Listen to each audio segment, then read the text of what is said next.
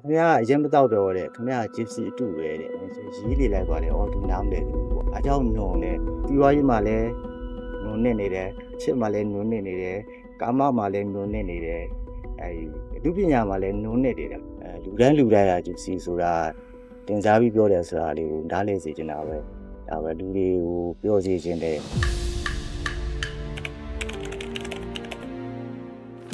အဲ့ဒါကိုပြောမယ်ဆိုရင်တော့ GC ဆိုလို့ရှိရင်ဘာကြောင့်ခံယူရလဲဆိုတာပြောမယ်ဆိုလို့ရှိရင် GC ဆိုတာဘာလဲဆိုတာရင်ပြောပြမှာဖြစ် GC အကြောင်းကိုလေ့လာကြည့်တဲ့အခါ GC ဆိုတာကတကယ်တမ်းကျတော့လူတွေထင်တယ်လို့မျိုးအပေတေလေးလွှဲနေမဟုတ်ဘူးဗျသူက GC ဆိုတာလူမျိုးတစ်ခုဗမာပြည်မှာချင်းကချင်းမွန်ဗမာဖြစ်တယ်လို့ပဲရုရှားတို့စပိန်တို့ရှိတယ်လို့ပဲသူကလည်းလူမျိုးစုတစ်ခုပဲအဲ့လိုလူမျိုးစုတစ်ခုမှာသူတို့ကလွတ်လပ်နေကြတယ်သူတို့ထဲမှာဝိဇ္ဇာပိုင်းရောသိပ္ပံပိုင်းရောနည်းပညာပိုင်းရောအကုန်လုံးသူတို့ကလုပ်ကြတယ်ဟုတ်တော့သူတို့မှာသူတို့ရနဲ့သူတို့ခေါင်းဆောင်လေးရှိကြတယ်သမရတို့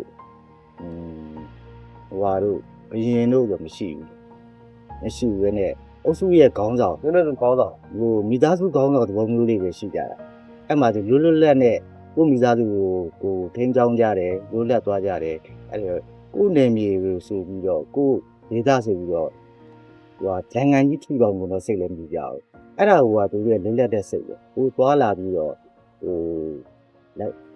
ရွက်ကြပင်ပေါလို့သွားလာပြီးတော့နေတာလည်းမဟုတ်ဘူးသူတို့ရေကြံမျက်နှာတို့သွားတာမှန်တယ်သူတို့အများအားပြီးသွားတဲ့အတွက်ကြောင့်မို့သူတို့မှာဘူးပြတွေအတွေးခေါ်တွေလူပညာတွေနက္ခတာရအကြောင်းတွေဘာသာရေးအကြောင်းတွေသူတို့ကိုသိလာမယ်အဲ့လိုမျိုးပျော်ပြီးသွားနေကြလူတွေပဲလေအဲ့လိုမျိုးတဲ့စဉ်းစားလိုက်တာဂျစ်စီတရားဒီလိုပဲလားဆိုတော့ဒီလိုပဲကိုကလည်းလွတ်လပ်နေတယ်ကြိုက်တဲ့လူနေခဲ့တဲ့လူဆိုတော့အဲ့လိုမျိုးဂျစ်စီဆိုတာစိုးတော့ငါရဲ့ကိုယ့်ရဲ့သွားနေတဲ့နေထိုင်မှုနဲ့လည်းတော်လေးတူတယ်ပေါ့အဲ့လိုစဉ်းစားဇာတာကြီးနဲ့ဆက်လို့ပြီးတော့ပြန်ချင်းချင်းကြည့်လိုက်တော့လေဒါဂျစ်စီတွေကလူတိုင်းကလူနဲ့ဓမ္မနောက်ဆုံးဖျားမဖြစ်ခင်တိတ်တတ်တာအစဖျားမဖြစ်ဘူးဆိုတာနောက်တတော်ဝါတွေမှန်တယ်မြအကုန်လုံးပါလေတန်တရားမှာကျင်လေသွားနေကြတာဝါဆက်သွားနေကြမှာဂျစ်စီလူလိုပဲလူမျိုးတွေလိုပဲသွားနေကြတာဆိုတော့အဲ့တော့စဉ်းစားလိုက်တာငါလဲဂျစ်စီပဲလူတွေတတော်ဝါတွေမှန်ပြအကုန်လုံးဟာဂျစ်စီလိုပဲတန်မြာခီးကိုသွားနေကြတဲ့လူတွေဖြစ်ကြောင်းလို့ဂျစ်စီတွေလိုပဲလို့ကိုကတရားသဘောနဲ့ချင်းချိန်ကြည့်လိုက်တော့အဲ့သဘောပဲသွားမျိုးနဲ့မြင်တဲ့ကြောင့်လို့ကိုလည်းဂျစ်စီရဲ့လို့နေထိုင်တာတော့မဟုတ်ဘူးကိုတွေကလွတ်လပ်နေတာပဲအဲ့တော့ဂျစ်စီတို့ဟစ်ပီတို့လည်းပါသွားတဲ့သဘောပဲအဲ့တော့ဟစ်ပီဆိုလို့ရှိရင်ကြတော့လေတကယ်တမ်းဂျစ်စီနဲ့မတူဘူးဟစ်ပီဆိုတာကဂျစ်စီရဲ့နောက်မှလို့ပေါ်လာတဲ့ဖြစ်တယ်သူတို့ကကြတော့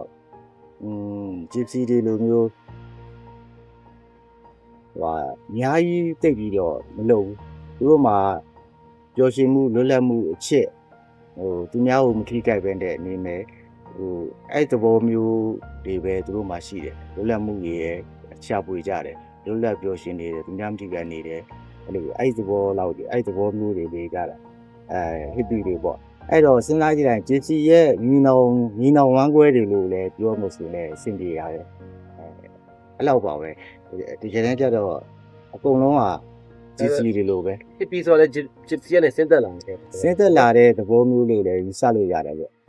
သူတို့နဲ့တော်တော်လေးဆင်တာပေါ့လေဟစ်ပီဆိုတော့ကျွန်တော်သိတာတော့ဟစ်ပီဆိုတာ vibe တစ်ခုဖြစ်နေတယ်နော်ဒီဂျစ်စီဆိုတာကျတော့ကျွန်တော် meaning အတိတ်ပဲဝါရဲ့အတိတ်ပဲဝါရဲ့အတိတ်ပေါ့အဲ့တော့နောက်ဆုံးခုရေးဆွဲနေတဲ့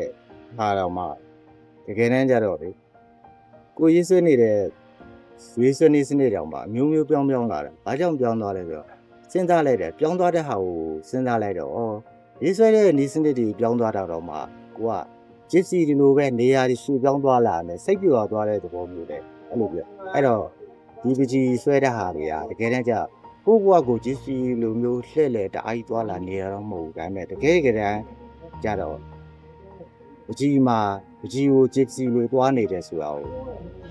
သဘောကိုပဲပြောချင်တာဂျစ်စီရဲ့ရေးဆွဲနည်းဂျစ်စီရေးဆွဲနည်းမဟုတ်ဂျစ်စီလိုပြီးသွားတဲ့ဘောလို့မျိုးပြောင်းလဲသွားတယ်အဲကြောင့်အခုပြပွဲမှာဆိုလို့ဆိုရင်ဂျစ်စီနာမည်လေးတွေပါခြင်းနဲ့ခုနောက်ပိုင်းအခုပြပွဲဆိုဂျစ်စီဆိုတဲ့စကားလုံးပါတယ်ဒီဂျစ်စီအဓိကဂျစ်စီဘူးလို့တယ်ပထမဆုံးဂျစ်စီဆိုတဲ့နေရာကိုမရောက်ခင်အရင်တော့အမျိုးဖြတ်တန်းလာတယ်ဂျစ်စီကိုအခုဘာဖြစ်လို့လူတွေကို message ပေးကြတယ်လူတိုင်းဟာဂျစ်စီပဲတင်စားပြီးပြောလိုက်တာဒါဘဝရင်းမြောင်ရဂျစ်စီပဲအဲ့ဒါတွေကိုလူတွေသဘောပေါက်အောင်ပြောချင်တာအပေတွေလေလွင့်မှအရက်တောက်နေမှဂျစ်စီလို့ဂျစ်စီမဟုတ်ဘူးဂျစ်စီဟုတ်မနေ့တော့မှအတီးတယောက်ကြီးသွားနဲ့တွေ့တော့ခင်ဗျားအရင်မတော့တော့တဲ့ခင်ဗျားဂျစ်စီအတူပဲတဲ့ရေးလေလိုက်ပါတယ်အော်သူနားမလဲဘူးပေါ့မနေ့ကတော့ပဲပြောနေတာဘာမှမပြောလိုက်ပါဘူးတကယ်ကျတော့အရက်တော့မှဂျစ်စီမဟုတ်ဂျစ်စီထဲမှာအရင်မတော့ပဲနဲ့ဟို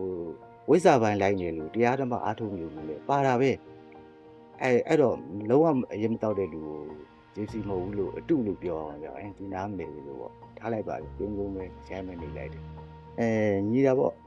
သူကလည်းပကြီးကိုပဲကိုလိုပဲပကြီးနဲ့ပဲရက်တည်ခြင်းတဲ့လူတပြင်းဘာမှမလုပ်ချင်တဲ့လူ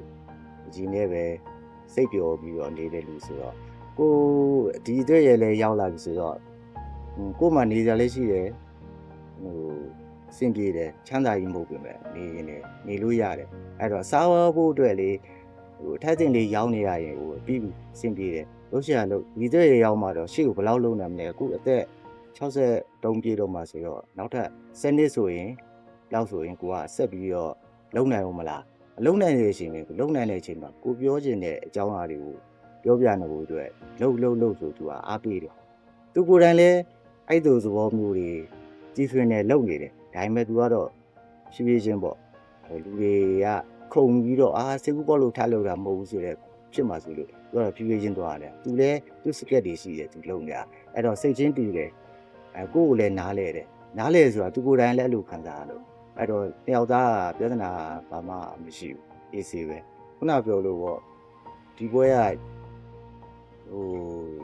လူတိုင်းတော်တော်အားလည်းဂျီစီလိုပဲတန်တရားခီးသွားတွေဖြစ်နေတဲ့အတွက်ကြောင့်မလို့ဂျီစီလို့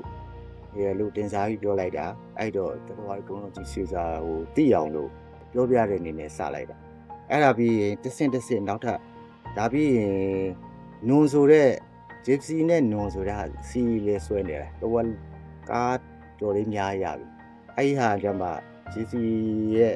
ထဲထဲအပါဂျစ်စီတယောက်ဂျစ်စီတွေရဲ့သဘောတဘာဝကိုပြန်ပြီးတော့အားကြောင့်နွန်လဲအချစ်မှာပျော်ဝင်နေတဲ့နွန်အရက်မှာပျော်ဝင်နေတဲ့နွန်ဒါပေမဲ့ကောင်းတော့မှသိတယ်ဒါပေမဲ့နည်းနည်းပါတော့လောက်ကြမှာပဲမကောင်းနည်းနည်းပါပဲလောက်ချင်လဲလောက်မယ်ပဲများတော့နည်းနည်းပါလောက်တယ်မကောင်းတာမှန်းသိပေပဲလေပျော်နေရတယ်ပဲလောက်တယ်အဲ့နွန်ထဲမှာကိုပျော်နေကြတာနွန်ကိုနွန်လို့မကောင်းလို့သဘောမပြောပျော်နေကြတာအဲ့သဘောလေးတွေကိုဟိုစီးပွားရေးမှာလဲနွန်နဲ့နေတယ်အချစ်မှာလဲနွန်နဲ့နေတယ်ကာမမှာလဲနွန်နဲ့နေတယ်အဲ့အမှုပညာမှာလဲနွန်နဲ့နေတယ်အကုန်နွန်အဲ့နွန်အဲ့ဒါသဘောလေးဒါပြီးလို့ရှိရင်တစ်ဆင့်တရားသဘောနဲ့ရောတစ်ဆင့်တက်တဲ့သဘောနဲ့နွန်နဲ့ဂျီစီဆိုတဲ့စီးလူလေးဆွဲနေဆိုလိုတဲ့သဘောကအခုကပထမအစားပေါ့နောက်တစ်ခါကျအဲ့ဒါနုံပြီးနောက်ထပ်တစ်မျိုးတွေစင်းစစ်လူတွေကိုပြောပြသွားခြင်းပြီးပြီးဒီမှာလေအဓိကတော့ဟိုဂျီစီဆိုပြီးတော့အပေတေကြီးဆိုပြီးတော့ဂျီစီကိုနားလည်မှုမလွဲစေချင်တာတခုပဲလူတိုင်းကဂျီစီဆိုတာတင်စားပြီးပြောတယ်ဆိုတာလေးကိုနားလည်စေချင်တာပဲဒါပဲလူတွေကိုပြောစေချင်တယ်ဘာကိုမစ္စမဘရီကရအမြဲတမ်းကြည့်ပြီးတော့တစ်ဖက်ဆုံးမရောက်ပဲသွားစီခြင်းတယ်ဘယ်ရာကိုပဲဖြစ်ဖြစ်အဲ့ဒီသဘောနဲ့အခုကစပြီးဂျစ်စီဆိုတဲ့ဇလန်းလေးနဲ့စပြီးတော့ဒီပွဲလေးကိုစီစဉ်ပြီးတော့ဆွဲလိုက်တာ